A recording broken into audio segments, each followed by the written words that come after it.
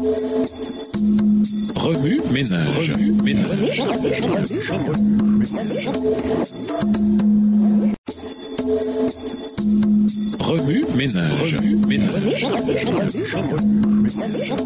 Bienvenue dans notre émission Remue ménage. Nous voilà à la leçon de mercredi. Invité, découvrir le but. En s'éloignant de Dieu, de nombreuses personnes ont perdu le sens de l'orientation. Un univers sans Dieu, c'est un univers sans but. Le philosophe athée Quentin Smith a déclaré un jour: la croyance la plus raisonnable est que nous sommes venus de rien, par rien et pour rien. Extrait de Theism, Atheism and Big Bang Cosmology, page 135. De rien et par rien est une affirmation selon laquelle il n'y a pas de créateur dans l'univers.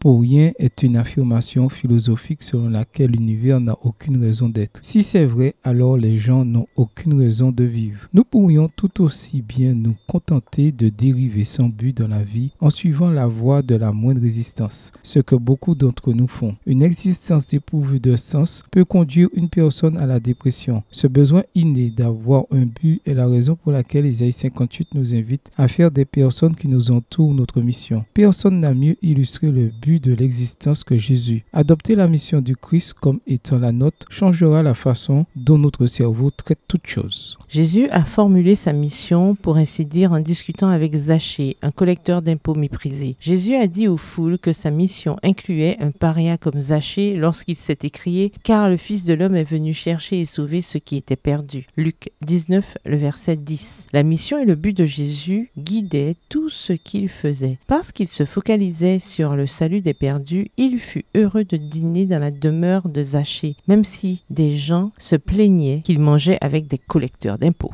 Jésus essaya de réinitialiser le but qui animait ses disciples. Ils étaient occupés à rivaliser de supériorité et à poursuivre les mêmes objectifs en tant que gens du monde, à essayer de voir qui pourrait atteindre le sommet. Jésus les appela à abandonner leurs ambitions égoïstes et à embrasser un nouveau but, qui était tout à fait contraire à la nature humaine, car le Fils de l'homme lui-même n'est pas venu pour se faire servir, mais il est venu pour servir et donner sa vie comme rançon pour libérer une multitude de gens. Marc 10, verset 45. Il ne fut pas facile pour les disciples de commencer à penser comme Jésus.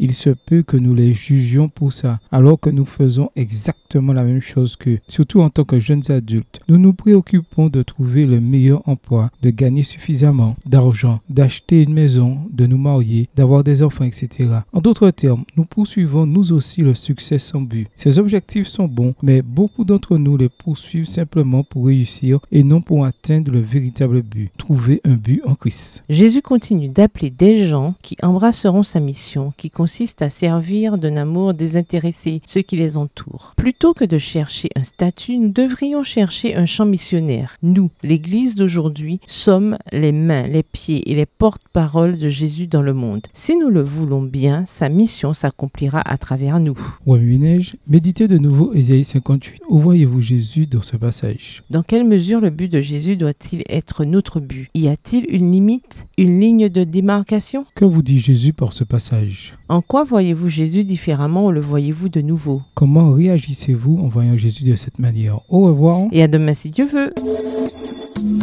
Remue ménage. Remue ménage.